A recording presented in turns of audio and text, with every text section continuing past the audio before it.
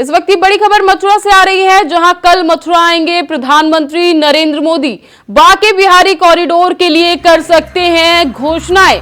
Corridor के लिए विशेष budget की घोषणाएं कर सकते हैं प्रधानमंत्री। 1000 करोड़ रुपए के विशेष बजट की संभावना जताई जा रही है। 300 करोड़ रुपए जमीन अधिग्रहण पर किए जा सकते हैं। 505 करोड़ कॉरिडोर निर्माण में लगने की संभावना बताई जा रही है। बांके बिहारी मंदिर के जीर्णोद्धार पर करीब 100 करोड़ खर्च करने का आकलन। ब्रिजरज उत्सव में मीराबाई की जयंती पर कर सकते हैं बड़ी घोषणाएं। कल मथुरा आएंगे प्रधानमंत्री मोदी, जिसको लेकर प्रशासन भी अपने काम में लग गया है। प्रशासन पीएम मोदी के आगमन पर कड़ी सुरक्षा और पुख्ते इंतजाम करते।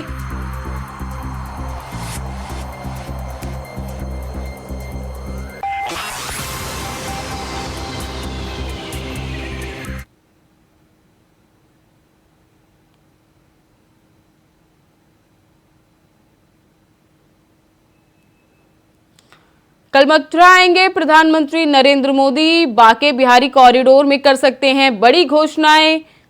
कई करोड़ के बजट का प्रस्ताव रख सकते हैं।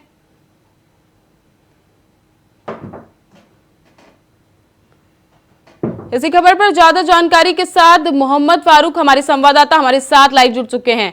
फारूक, प्रधानमंत्री आ रहे हैं, क्या कुछ कार्यक्रम रहने वाला है? जी ज्योति, कल प्रधानमंत्री नरेंद्र मोदी का लगभग मथुरा आना तय हो गया है और उनका कार्यक्रम जो है 3 घंटे का मथुरा में है, जहां ब्रजराज महोत्सव में 525 में मीराबाई के जन्म दिवस पर वो भाग लेंगे और ब्रजराज महोत्सव के बाद में श्री कृष्ण जन्म स्थान वो जाएंगे, क्योंकि श्री कृष्ण जन्म स्थान जाकर उनको दर्शन करना है और वहां पर वो श्री कृष्ण जी के दर्शन करेंगे, उनकी छवि को निहारेंगे।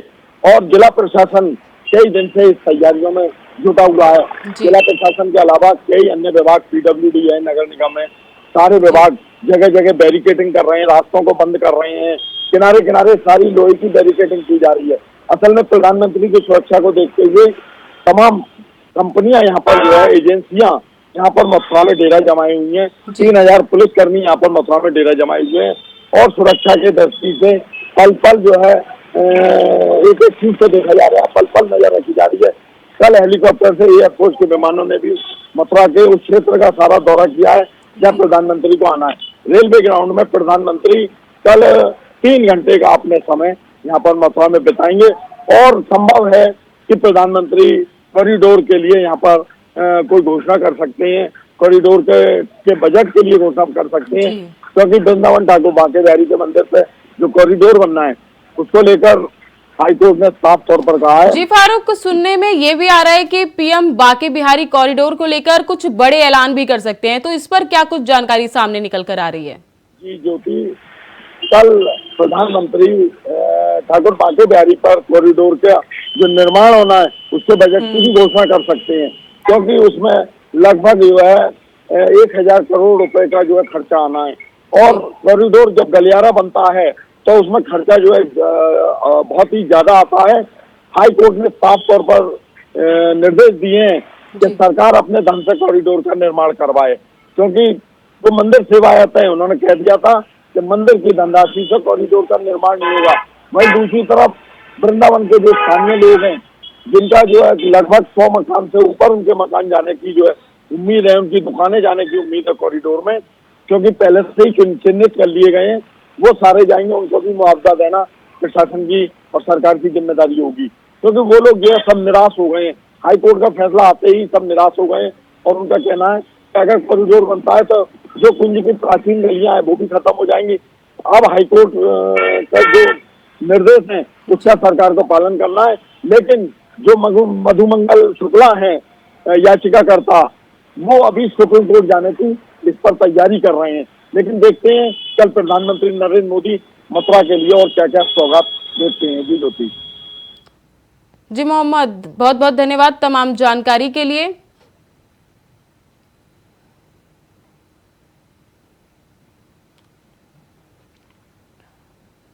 मथुरा में ठाकुर बाके बिहारी मंदिर कॉरिडोर बनने जा रहा है, जिसके लिए सरकार 5.65 एकड़ जमीन का अधिग्रहण करेगी, जिसके लिए 300 से अधिक निर्माणों का सर्वे किया जाएगा।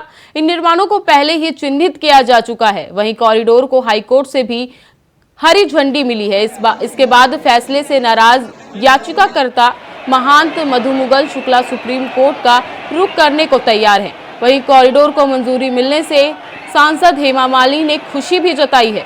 उन्होंने कहा कि इससे रास्ते चौड़े होने से ठाकुर बाके बिहारी मंदिर के दर्शन आसानी से हो सकेंगे।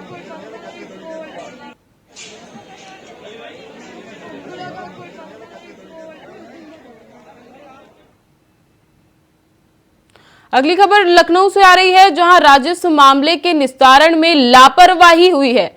10 मंत्री युक्त 7 डीएम से सीएम ने किया जवाब तलब।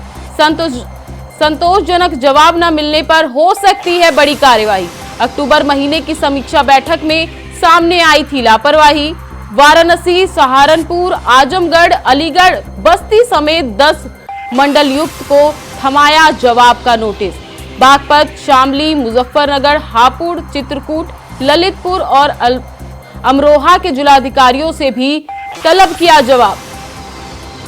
इस वक्त की बड़ी खबर, बड़ी अपडेट हम आपको बता रहे हैं। राजस्व मामले के निस्तारण में सीएम योगी ने जवाब तलब किया है, जिसमें 10 मंडलयुक्त और 7 जिलाधिकारी से जवाब मांगा गया है।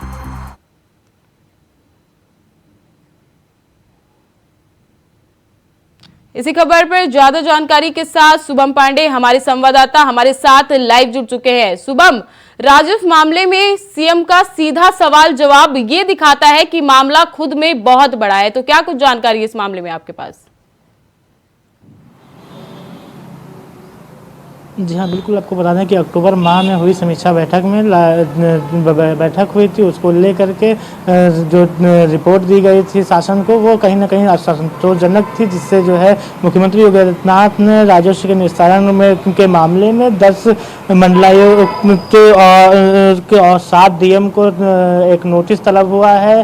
उन राजस्व के मामलों में कहीं ना कहीं गड़बड़ी चल रही थी, लापरवाही चल रही थी। जो राजस्व के निस्तारण होते हैं समय पर होने चाहिए थे, वो निस्तारण समय पे नहीं हो पा रहे थे। उन सभी पर मुख्यमंत्री का एक हंटर देखा गया है कि 10 मंडलायुक्त हैं और 7 डीएम को नोटिस तलब हुआ है। अब देखना ये होगा कि आगे इस पर किस तरीके की कार्रवाई होती है, चाहे वो सहारनपुर हो, चाहे वो चित्रकूट हो, चाहे बनारस हो, चाहे आजमगढ़ हो। अलग अलग जगह के जो डीएम हैं, जो मंडलायुक्त हैं, उन सभी जिलों के जो अधिकारी हैं, उन सभी की कहीं ना कहीं लापरवाही थी। एक बड़ी लापरवाही कही जा सकती है, क्योंकि सरकार भरपूर कोशिश करती है कि जो कार्रवाइयाँ होती हैं समय पर हों और राजस्व के जो पेंडिंग मामले कई सालों से चले आ रहे हैं वो जल्दी से जल्दी दुरुस्त हो जाए। लेकिन कहीं ना कहीं बड़ी लापरवाही है, जिसकी वजह से अभी तक जो मामले हैं वो पेंडिंग पड़े हुए हैं। उन सभी पर मुख्यमंत्री की अक्सर जो है नज़र रहती है उत्तर प्रदेश में। उसी के बाद जब अक्टूबर में समीक्षा बैठक होती है, उसमें जो है असंतोषजनक जवाब मिलता है, तब जाकर के अधिकारियों को नोटिस तलब हुआ है। अब देखना ये होगा कि आगे किस तरीके की कार्रवाई की जाती है, क्या चीज़ें रहती हैं। आखिरकार जो नोटिस तलब हुआ है उसके बाद अधिकारियों में क्या बदलाव आता है, चाहे वो सहारनपुर की बात कर लेते हैं, चाहे हापुड़ की बात कर लेते हैं, चाहे चित्रकूट की बात कर लेते हैं। हर जगह के जो अधिकारी हैं उनमें कहीं ना कहीं लापरवाही देखी गई है। अब देखना ही होगा आगे किस तरीके का जो कार्रवाई है वो देखी जाती है। क्या जो नोटिस मिला है उसके बाद जो निस्तारण है वो समय पे होंगे, या फिर आगे भी इस तरीके की जो लापरवाही है वो बरती जाएगी, या इसी से जो है अधिकारी समझने की कोशिश करेंगे। बिल्कुल शुभम, अगर मामले में लापरवाही निकलती है तो सीएम द्वारा किस तरह की कार्रवाई हो सकती है इस मामले में? जी बिल्कुल कह सकते हैं। जिस तरीके से लगातार देखा जाता है, मुख्यमंत्री योगी आदित्यनाथ लगातार जब कोई भी अधिकारी लापरवाही करता है उसके खिलाफ सख्त से सख्त एक्शन लिया जाता है, उसका जो तबादला होता है उसको सस्पेंड भी किया जाता है। अब देखना यह होगा कि राजस्व निस्तारण में किस तरीके के निस्तारण पड़े हुए थे, किस तरीके से जो शासन ने निर्देश जारी किए थे, किस आधार पर निस्तारण हो रहे थे, आखिरकार कितने निस्तारण पेंडिंग है, आखिरकार उसकी रिपोर्ट क्या है, ये सभी जब जांच जांच होगी, चीज़ें होंगी, तब जाकर के कार्रवाई जो है सुनिश्चित हो पाएगी कि आखिरकार अधिकारियों पर किस तरीके की कार्रवाई की जाएगी। क्योंकि अभी जो है रिपोर्ट तलब की गई है, क्योंकि पहली जो चूक हुई अधिकारियों से, कहीं ना कहीं लापरवाही रही जा सकती है, बड़ी लापरवाही हुई है, उसमें अब देखना ये होगा किस तरीके का जो मोड़ है वो लेती है। क्योंकि अधिकारियों को नोटिस तलब कर लिया गया है, समय रहते उनको जवाब देना होगा। अब नोटिस में वो किस तरीके के जवाब जो है देते हैं, ये भी जो देखने वाली बात होगी। आखिरकार अधिकारी किस तरीके के जवाबों को लेकर के जो सवाल हुए हैं उन पर क्या जवाब देते हैं, क्या चीज़ें होती हैं। जी शुभम, बहुत बहुत धन्यवाद तमाम जानकारी के लिए। साहिबगंज के पुलिस अधीक्षक नौशाद आलम से आज रांची स्थित ईडी कार्यालय में पूछताछ होगी। ईडी ने नौशाद से पूछताछ के लिए सवालों की लिस्ट तैयार कर ली है। जानकारी के मुताबिक साहिबगंज में 1000 करोड़ रुपए के अवैध खनन और मनी लॉन्ड्रिंग के मामले में ईडी पूछताछ करेगी। दरअसल एसपी नौशाद आलम पर आरोप है कि उन्होंने अवैध खनन और मनी लॉन्ड्रिंग केस में गवाह रहे विजय हसादा पर दबाव बनाया था।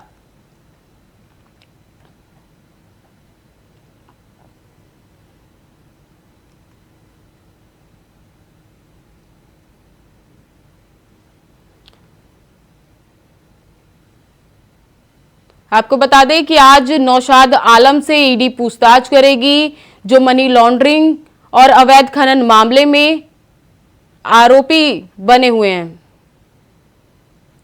इसी खबर पर ज्यादा जानकारी के साथ राकेश कुमार स्टेट हेड हमारे साथ लाइव जुड़ चुके हैं। राकेश, नौशाद आलम को ईडी ने पूछताछ के लिए आज कितने बजे बुलाया है?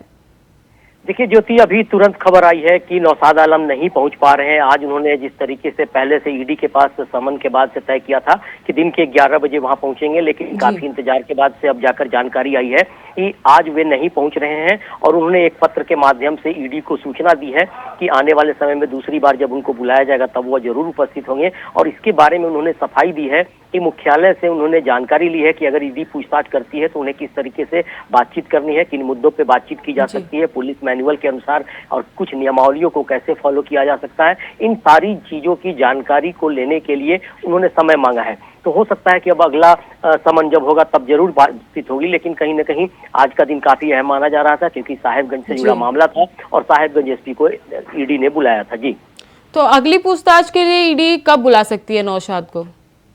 ईडी मुझे लगता है कि देर शाम तक पता चल पाएगा कि अगली तिथि क्या हो सकती है, कब उन्हें बुलाया जाएगा और इसके बाद से किस तरीके से ईडी पूछताछ करेगी। हालांकि जो जानकारी मिल पा रही है कि जल्द ही फिर से उन्हें समन किया जाएगा और उन्हें एक नई तिथि दी जा सकती है। हालांकि ईडी के हवाले से अभी तक इसकी आधिकारिक पुष्टि नहीं की गई है, लेकिन फिलहाल यही उम्मीद जताई जा रही है कि आने वाले समय में जब पूछताछ होगी तब पता चलेगा कि आखिर पूरा मामला किस तरह का है। जी राकेश, बहुत बहुत धन्यवाद तमाम जानकारी के लिए।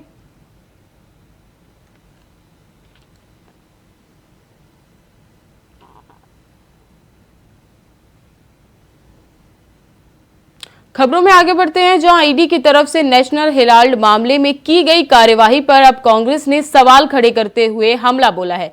कांग्रेस ने ईडी की तरफ से सीज किए गई ट्रस्ट की संपत्ति की कार्यवाही को द्वेषपूर्ण करार दिया है। कांग्रेस प्रवक्ता अंशु अवस्था ने कहा कि बीजेपी ने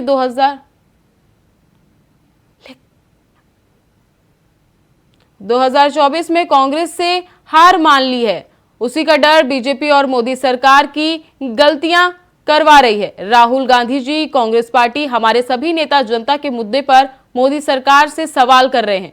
उन सवालों के जवाब बीजेपी सरकार के पास नहीं है, इसीलिए इस तरह की घटिया राजनीति दोष भावना के तहत ऐसी कार्यवाही की जा रही है।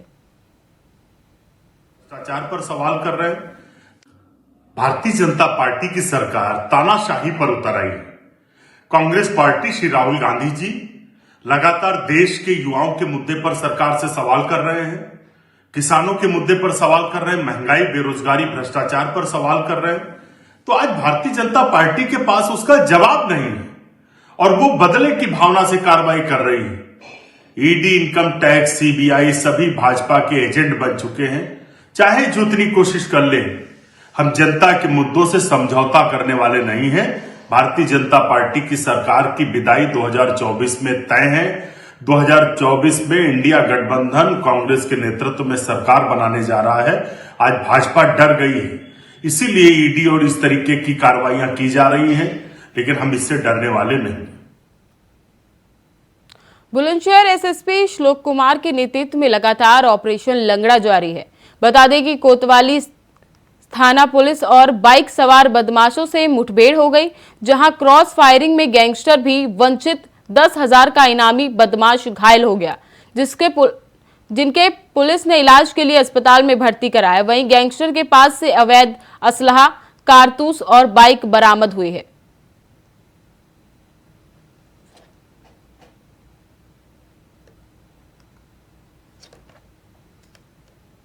फतेहपुर के रायपुर भैंसरौल गांव में दबंगों के हौसले बुलंद नजर आ रहे हैं, जहां दबंगों ने बीच रास्ते पर निषाद पार्टी के कार्यकर्ता को सड़क पर गिराकर जमकर पीटा, जिसमें युवक के सर पर गंभीर चोट आई। बताया जा रहा है ये मारपीट पुरानी रंजिश के चलते हुई है, जिसका आरोप पूर्व प्रधानमंत्री पर लगा है। वहीं मारपीट का वीडियो सोशल मीडिया में जमकर वायरल हो रहा है। वहीं पुलिस ने मामले में रिपोर्ट दर्ज कर जांच शुरू कर दी है।